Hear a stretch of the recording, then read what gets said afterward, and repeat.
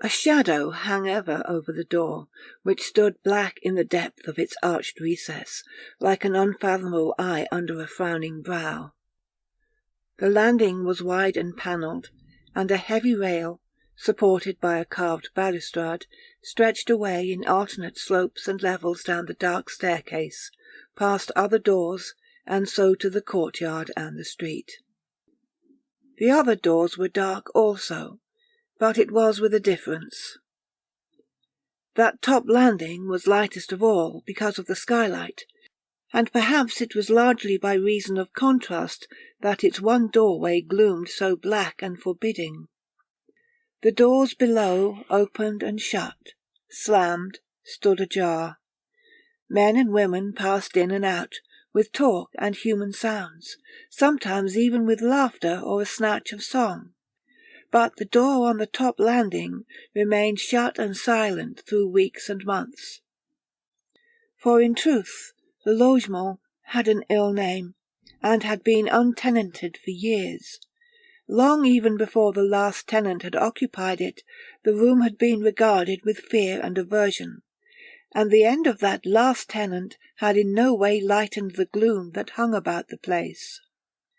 The house was so old that its weather-washed face may well have looked down on the bloodshed of St. Bartholomew's, and the haunted room may even have earned its ill name on that same day of death. But Paris is a city of cruel history, and since the old mansion rose proud and new, the hotel of some powerful noble, almost any year of the centuries might have seen the blot fall on that upper room that had left it a place of loathing and shadows. The occasion was long forgotten, but the fact remained, whether or not some horror of the Ancient Regime or some enormity of the Terror was enacted in that room was no longer to be discovered, but nobody would live there, nor stay beyond that gloomy door 1 second longer than he could help. It might be supposed that the fate of the solitary tenant within living memory had something to do with the matter, and indeed his end was sinister enough. But long before his time the room had stood shunned and empty. He, greatly daring, had taken no more heed of the common terror of the room than to use it to his advantage in abating the rent, and he had shot himself a little later, while the police were beating at his door to arrest him on a charge of murder. As I have said, his fate may have added to the general aversion from the place, though it had in no way originated it. And now 10 years had passed, and more, since his few articles of furniture had been carried away and sold, and nothing had been carried in to replace them. When one is 25, healthy, hungry and poor, one is less likely to be frightened from a cheap lodging by mere head-shakings than might be expected in other circumstances. Atwater was 25, commonly healthy, often hungry, and always poor. He came to live in Paris because, from his remembrance of his student days, he believed he could live cheaper there than in London, while it was quite certain that he would not sell fewer pictures, since he had never yet sold one. It was the concierge of a neighbouring house who showed Atwater the room. The house of the room itself maintained no such functionary, though its main door stood open day and night. The man said little, but his surprise at Atwater's application was plain to see. Monsieur was English. Yes. The logement was convenient, though high, and probably now a little dirty, since it had not been occupied recently. Plainly, the man felt it to be no business of his to enlighten an unsuspecting foreigner as to the reputation of the place, and if he could let it there would be some small gratification from the landlord, though at such a rent, of course, a very small one indeed.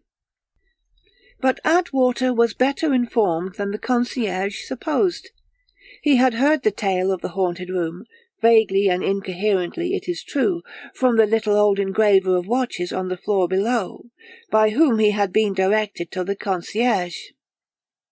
The old man had been voluble and friendly, and reported that the room had a good light, facing northeast. Indeed, a much better light than he, engraver of watches, enjoyed on the floor below. So much so that, considering this advantage and the much lower rent, he himself would have taken the room long ago, except for other things. Monsieur was a stranger, and perhaps had no fear to inhabit a haunted chamber, but that was its reputation, as everybody in the quarter knew. It would be a misfortune, however, to a stranger to take the room without suspicion, and to undergo unexpected experiences. Here, however, the old man checked himself, possibly reflecting that too much information to inquirers after the upper room might offend his landlord. He hinted as much, in fact, hoping that his friendly warning would not be allowed to travel farther. As to the precise nature of the disagreeable manifestations in the room, who could say? Perhaps there were really none at all. People said this and that. Certainly the place had been untenanted for many years, and he would not like to stay in it himself. But it might be the good fortune of Monsieur to break the spell, and if Monsieur was resolved to defy the revenant, he wished Monsieur the highest success and happiness. So much for the engraver of watches. And now the concierge of the neighbouring house led the way up the stately old panelled staircase, swinging his keys in his hand, and halted at last before the dark door in the frowning recess. He turned the key with some difficulty, pushed open the door, and stood back with an action of something not wholly deference to allow Atwater to enter first. A sort of small lobby had been partitioned off at some time, though except for this the logement was of one large room only. There was something unpleasant in the air of the place, not a smell when one came to analyze one's sensations, though at first it might seem so. Atwater walked across to the wide window and threw it open. The chimneys and roofs of many houses of all ages straggled before him, and out of the welter rose the twin towers of Saint-Sulpice, scarred and grim. Ere the room as one might, it was unpleasant. A sickly, even a cowed feeling invaded one through all the senses, or perhaps through none of them. The feeling was there, although it was not easy to say by what channel it penetrated. Atwater was resolved to admit none but a common-sense explanation, and blamed the long closing of door and window, and the concierge, standing uneasily near the door, agreed that that must be it. For a moment Atwater wavered despite himself. But the rent was very low, and low as it was, he could not afford a sou more. The light was good, though it was not a top light, and the place was big enough for his simple requirements. Atwater reflected that he should despise himself ever after if he shrank from the opportunity. It would be one of those secret humiliations that will rise again and again in a man's memory, and make him blush in solitude. He told the concierge to leave door and window wide open for the rest of the day, and he clinched the bargain. It was with something of amused bravado that he reported to his few friends in Paris his acquisition of a haunted room, for, once out of the place, he readily convinced himself that his disgust and dislike while in the room were the result of imagination and nothing more. Certainly there was no rational reason to account for the unpleasantness. Consequently, what could it be but a matter of fancy? He resolved to face the matter from the beginning, and clear his mind from any foolish prejudices that the hints of the old engraver might have inspired, by forcing himself through whatever adventures he might encounter. In fact, as he walked the streets about his business, and arranged for the purchase and delivery of the few simple articles of furniture that would be necessary, his enterprise assumed the guise of a pleasing adventure. He remembered that he had made an attempt, only a year or two ago, to spend a night in a house reputed haunted in England, but had failed to find the landlord. Here was the adventure to hand, with promise of a tale to tell in future times, and a welcome idea struck him that he might look out the ancient history of the room, and work the whole thing into a magazine article, which would bring a little money. So simple were his needs that by the afternoon of the day following his first examination of the room, it was ready for use. He took his bag from the cheap hotel in a little street of Montparnasse, where he had been lodging, and carried it to his new home. The key was now in his pocket, and for the first time he encountered the place alone. The window remained wide open, but it was still there, that depressing, choking something that entered the consciousness he knew not by what gate. Again he accused his fancy. He stamped and whistled, and set about unpacking a few canvases and a case of old Oriental weapons that were part of his professional properties. But he could give no proper attention to the work, and detected himself more than once yielding to a childish impulse to look over his shoulder. He laughed at himself, with some effort, and sat determinedly to smoke a pipe and grow used to his surroundings. But presently he found himself pushing his chair farther and farther back, till it touched the wall. He would take the whole room into view, he said to himself in excuse, and stare it out of countenance. So he sat and smoked, and as he sat, his eye fell on a Malay dagger that lay on the table between him and the window. It was a murderous, twisted thing, and its pommel was fashioned into the semblance of a bird's head, with curved beak and an eye of some dull red stone. He found himself gazing on this red eye with an odd, mindless fascination. The dagger in its wicked curves seemed now a creature of some outlandish fantasy, a snake with a beaked head, a thing of nightmare, in some new way dominant, overruling the centre of his perceptions. The rest of the room grew dim, but the red stone glowed with a fuller light. Nothing more was present to his consciousness. Then, with a sudden clang, the heavy bell of Saint-Sulpice aroused him, and he started up in some surprise. There lay the dagger on the table, strange and murderous enough, but merely as he had always known it. He observed with more surprise, however, that his chair, which had been back against the wall, was now some 6 feet forward, close by the table. Clearly he must have drawn it forward in his abstraction, towards the dagger on which his eyes had been fixed. The great bell of Saint-Sulpice went clanging on, repeating its monotonous call to the Angelus. He was cold, almost shivering. He flung the dagger into a drawer and turned to go out. He saw by his watch that it was later than he had supposed. His fit of abstraction must have lasted some time. Perhaps he had even been dozing. He went slowly downstairs and out into the streets. As he went he grew more and more ashamed of himself, for he had to confess that in some inexplicable way he feared that room. He had seen nothing, heard nothing of the kind that one might have expected, or had heard of in any room reputed haunted.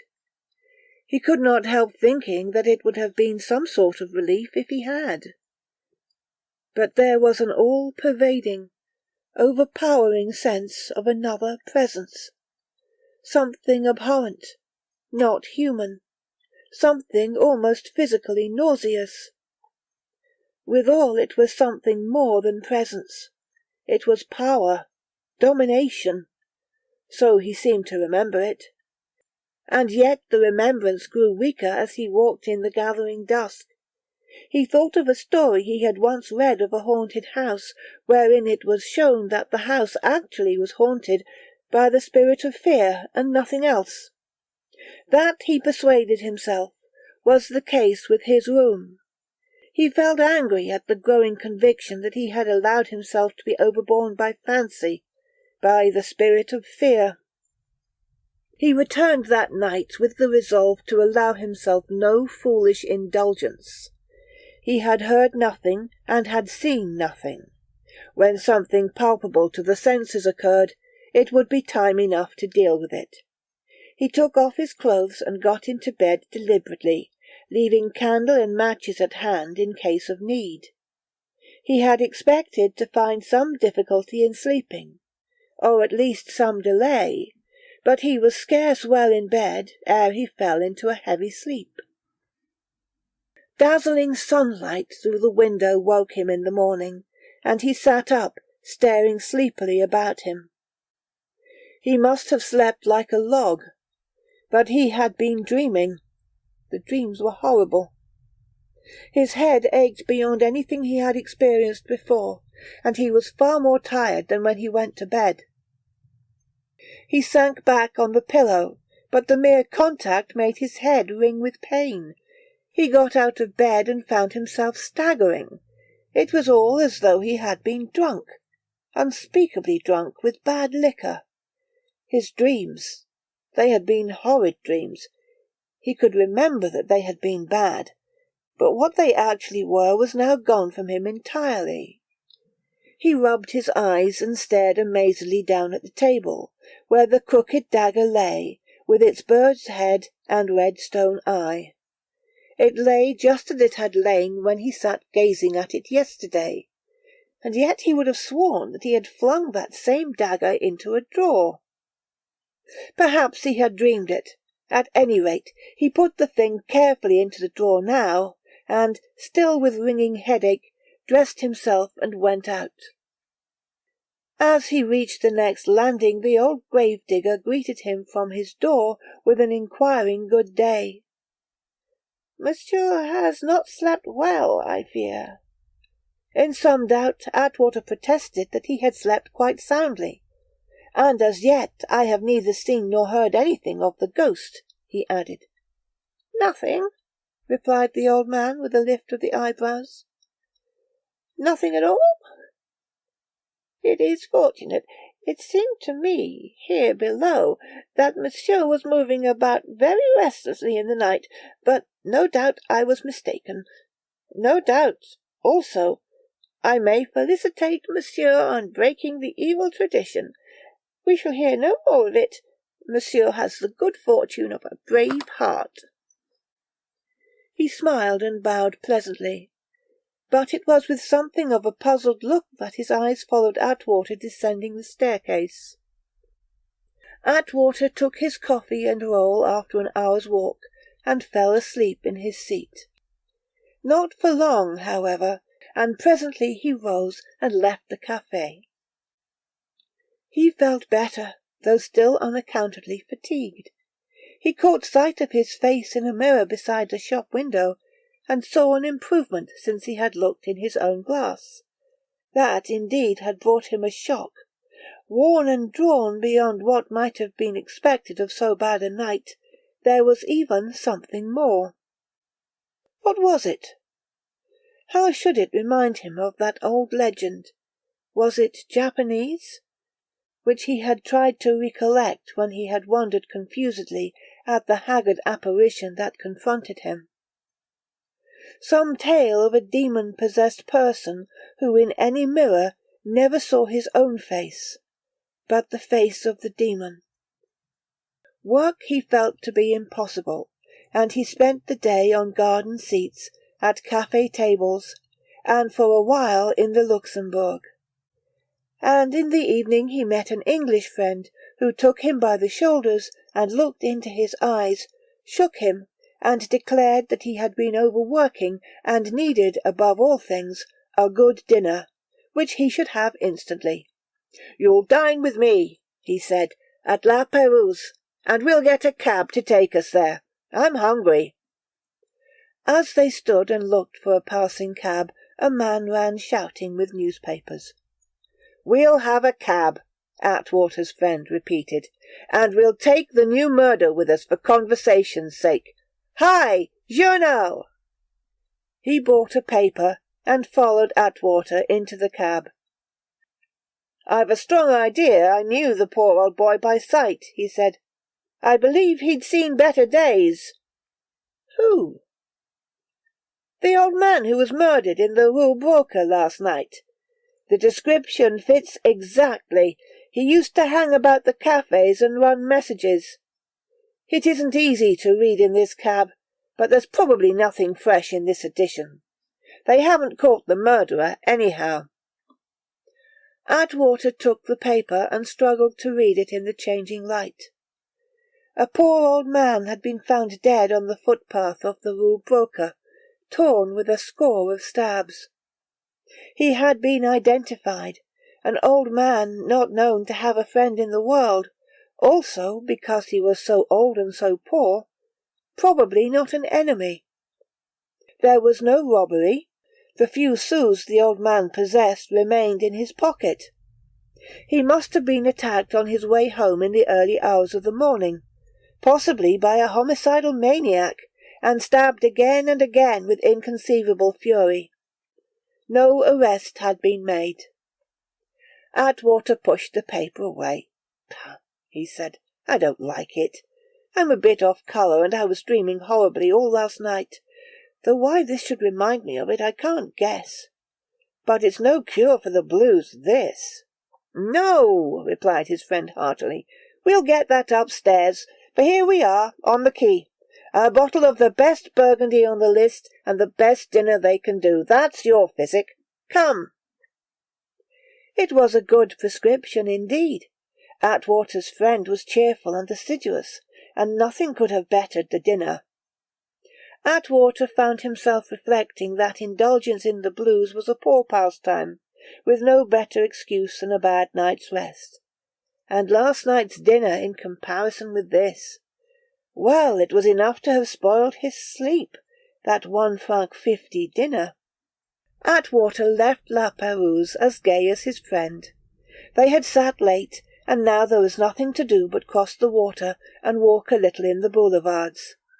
This they did, and finished the evening at a café table with half a dozen acquaintances.